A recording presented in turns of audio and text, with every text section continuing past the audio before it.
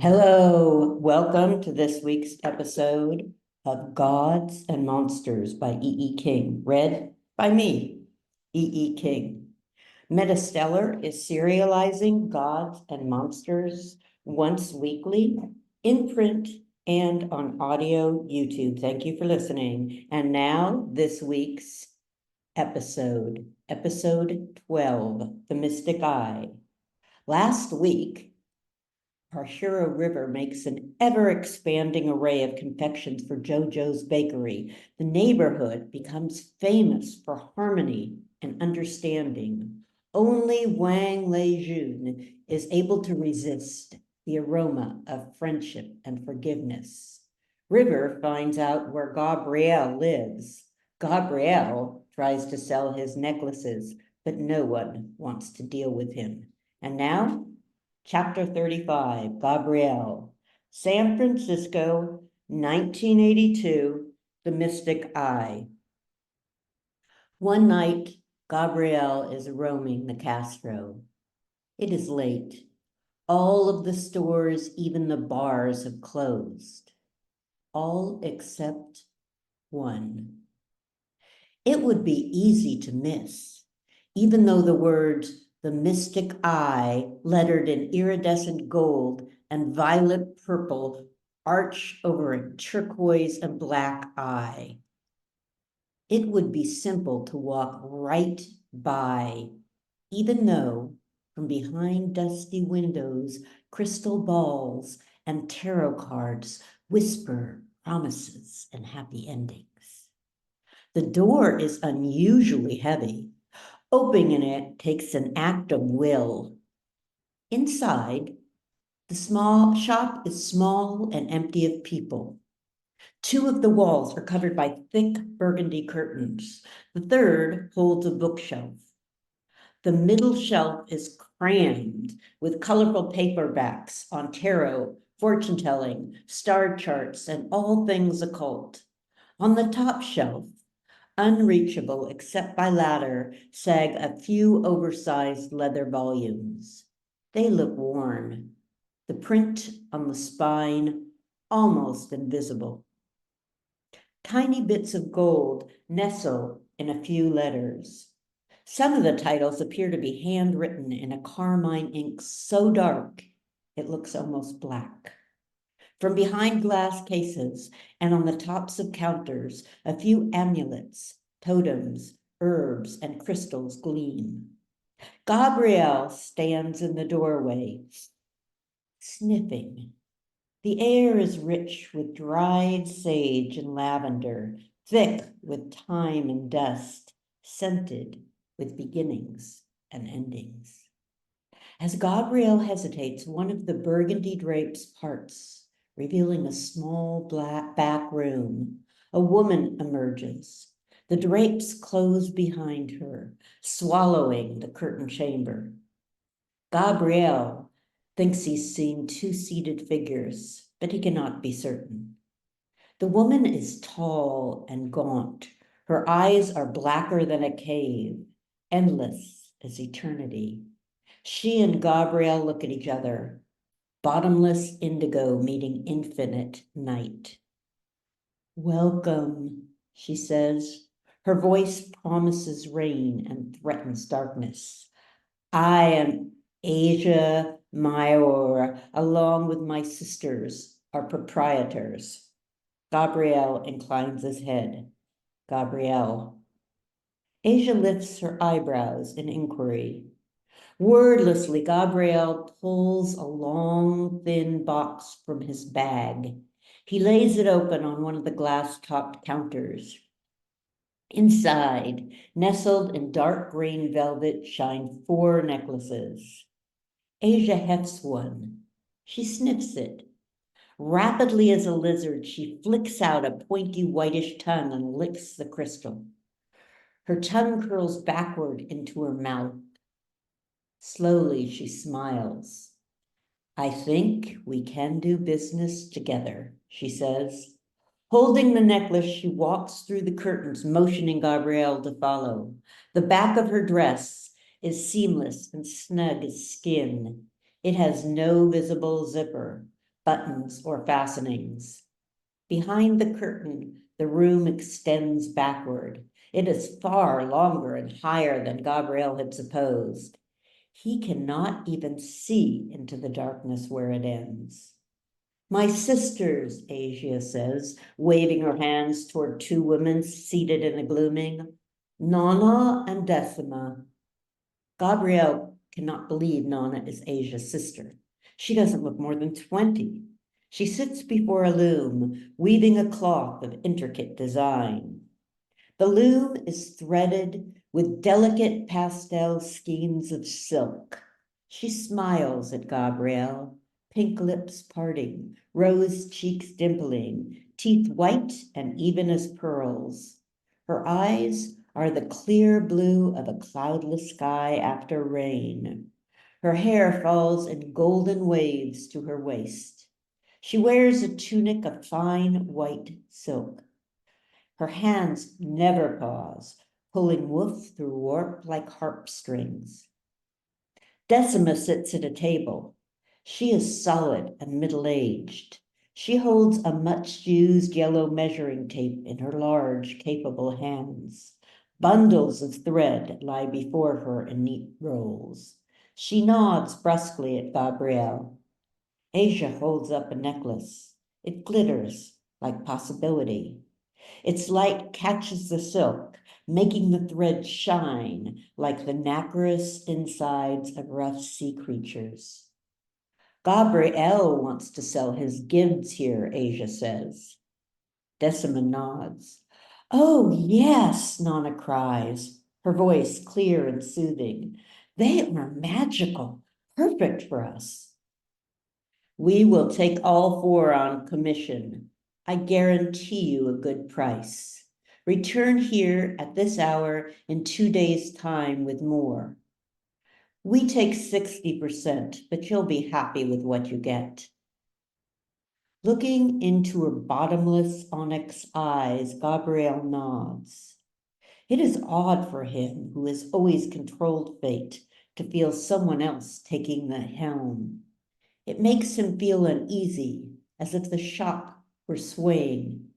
For the first time in his life, a twinge of something tugs at the place where his heart should be. He doesn't recognize the pull as fear. The room seems dimmer. He doesn't know it is the shadow of mortality. He's not cold, has never been cold, but he shivers. He doesn't suspect it is the premonition of endings. Chapter 36, Gabriel, San Francisco, 1982, Dreams. Gabriel rarely sleeps, but after meeting the sisters, he feels exhausted. He's never felt fatigue before. It feels weak. It feels fragile. If he but knew it, it feels human. He tries to fight the sensation, opening eyes wide against the darkness, but he cannot. He falls onto his bed, tumbling into slumber, and he dreams. He's never dreamed before, never traveled to other worlds that lie behind closed eyes and wait for open minds. His dreams are inhabited by strange creatures with open throats and reaching arms. He doesn't realize they are his orchids, grown large, pollinating his dreams, reaching aerial roots into his being, tapping his soul for fertile soil. They loom enormous, hungry with open spotted mouths and hairy tongues. He's both attracted and repelled, drawn to them, but cursed with the knowledge that they offer nothing but empty promises. Ash blows through the sky. He hears a man scream and a woman shriek. He has never heard the voices before, but somehow they're familiar. Gabriel wakes.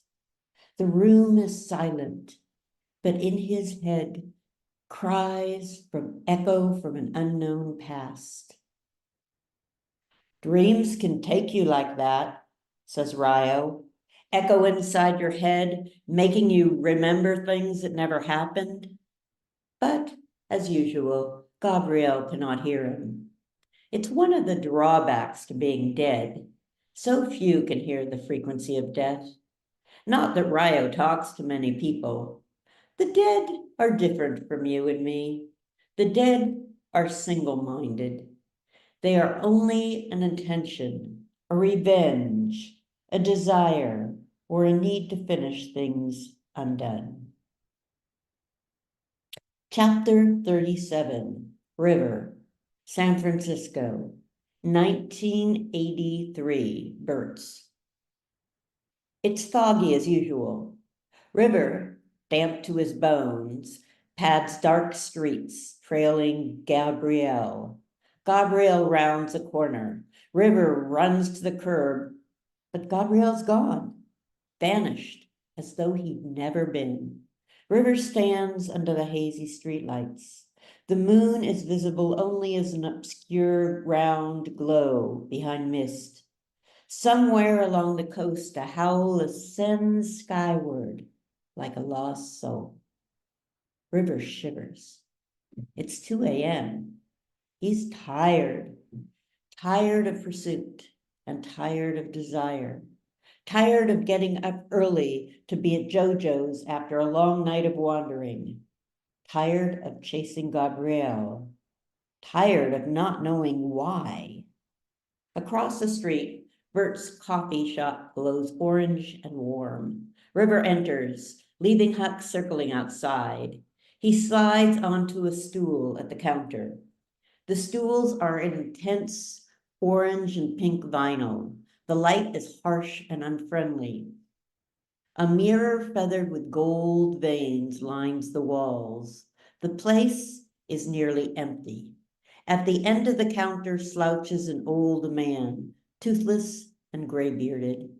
River can smell him. He reeks of stale wine, urine, and disappointment. His gnarled, vein hands grasp a heavy white coffee cup as if for warmth.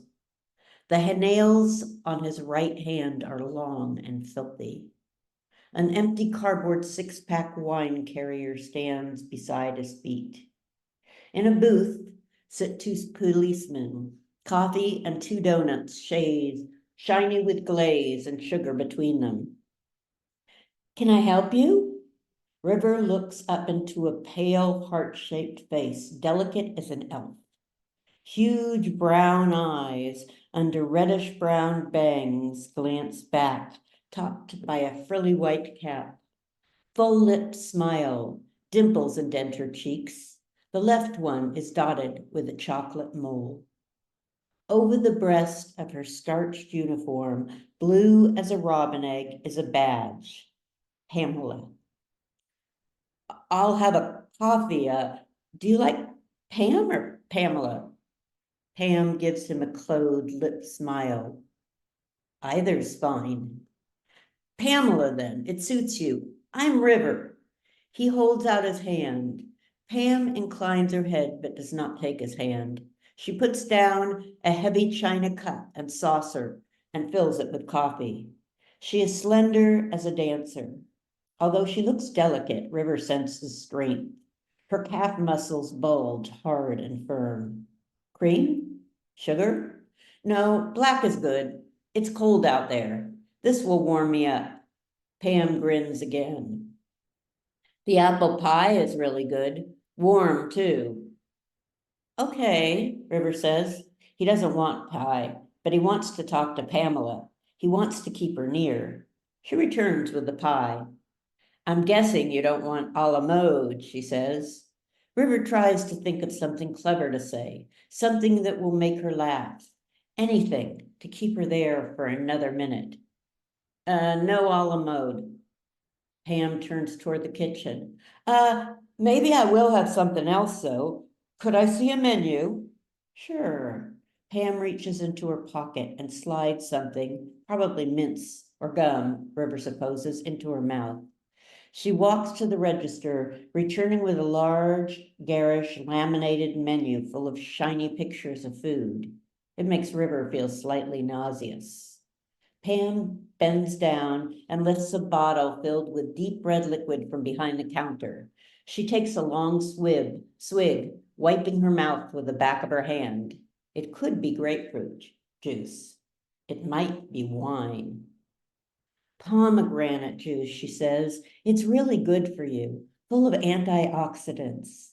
The tip of a pink tongue peeks out and circles her lips.